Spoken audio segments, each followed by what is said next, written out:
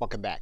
Now we can also use cards in much the same way as we're using end screens to promote our other content. So if we click this link that says cards, that'll take us to another similar screen. And what's going to happen is we're going to need to pick some places inside of our video where we're going to give the viewers a brief glimpse of a link they can click to watch some of our other content. So for example, we can decide that at the 11-minute point, we're going to add a card. We're going to make that card one of our videos, and then we're going to click on the video. What we're going to do then is we're going to write in a custom message. So in this case, we might write in, and then we're going to click Create Card.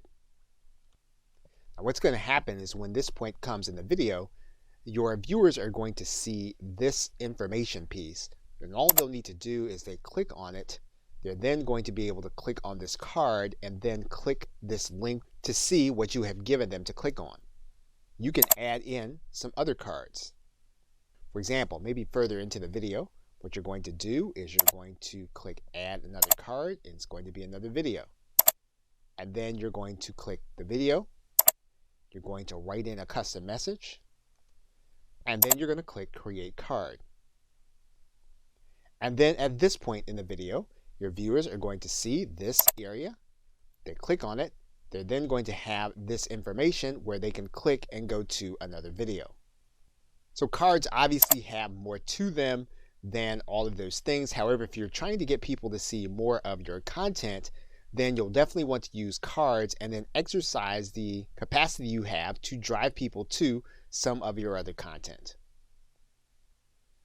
Okay, so with that, thanks, and I will see you in another video. Welcome back. Now you want to increase the number of people that can watch your recordings. You can do that by placing subtitles on your video. Now inside of your editing screen, you're going to notice that if you click this link, what you're going to be able to do is you're going to be able to add a transcript of some kind. Once you choose the language, you basically have three ways of being able to create a transcript. You can upload a file, you can transcribe it and auto sync it, or in other words, you can listen to the video and then you can type out your transcript, or you can type out your subtitles in this area. Now in most cases, you're going to use your auto transcribe. And what you're going to do is you're going to go to your video manager, and the video manager will show you all of your videos. You're going to choose the one that you are working with. So in this case, what we're going to do is we're going to choose one of the videos that we know has voice. And we're going to click this drop down arrow. And what you're going to notice here is that there is a link here that says subtitles / closed caption. We're going to click that link. What's going to happen is that now the subtitles and captions will be added. We're going to choose the language and we're going to set the language. And what you'll notice is that the subtitles and closed caption has already been published and added to our video. And basically now when the person watches our video, they're going to see a transcript going across the end of the screen.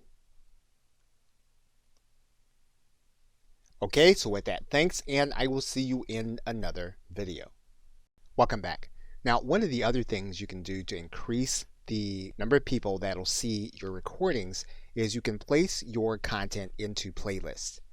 And so to do that, you're going to go from your video manager, from the videos link, to this link that says playlists. And when you get there, what you're going to do is you're going to create a new playlist. You're going to give your playlist a title. You can decide on whether or not the playlist is going to be public, whether or not it's going to be unlisted, or whether or not it's going to be private and only you can see it. Now, if you want the maximum reach, you'll want to leave it public. So what you're going to do is you're then going to click Create. You're then going to be brought to this page, and you can do a couple of things with this playlist.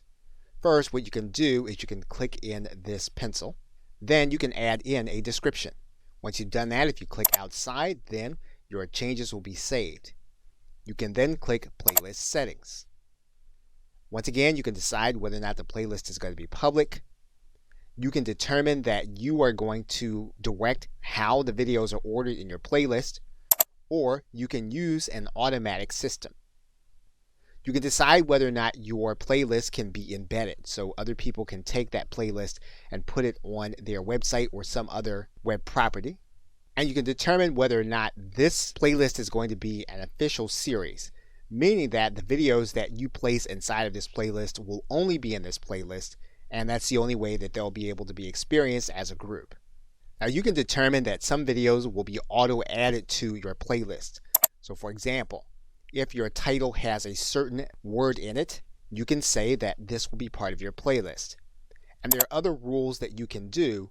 Your subscription has a certain word or there's a certain tag. And basically what you'll be doing is you'll be naming these things so that you know that they will automatically put like content into the designated playlist. You can also allow others to add to your playlist. So for example, if we turn this on, we can then allow others by giving them the link to this playlist in order to become a contributor. Once we have all those things, we can then click Save. We can then add videos to the playlist.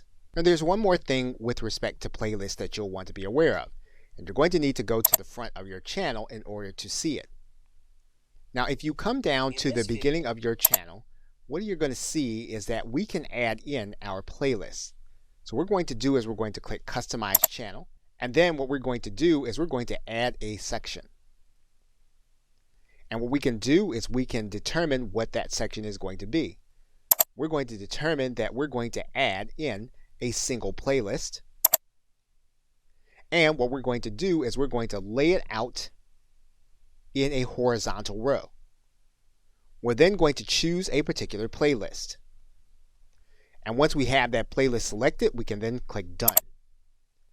Then when people come to our front page, they'll then be able to see that playlist on our front page.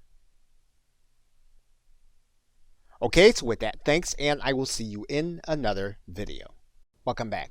Now inside of your info and settings area, you do have a link that says Advanced Settings, and we're going to click on that right now. And some may increase our viewership, and there are some things that you may want to test. For example, if you did have a chat during your live sessions, one of the things you can do is you can allow others to see that chat if you think that would keep them interested in your video. Now you can make a decision about allowing other people to embed the video or not embed the video because, again, what you want people to do is you want people to come back and see your other videos. So again, this is something that you'll want to determine on a video by video basis. And in some cases, you may or may not want to make your video statistics available. Again, in some cases, knowing what these statistics are and being able to access them on the watch page will, in some cases, make some people want to watch and others not. So again, another thing that you'll want to monitor and decide and test. And of course, you will want to determine whether or not you want to allow comments by your video or not. Now, in some cases, this might bring an element to the video that you don't want, or in other cases, giving people the opportunity to comment on what your content is will invite more activity around the video and then make it more searchable. So again, all of these are things you're going to want to determine by video basis and test to see how they fit with your particular business model. You don't want to just leave the default settings as they are. You want to think about how they're going to impact what it is you're trying to do. Okay, so with that, thanks, and I will see you in another video.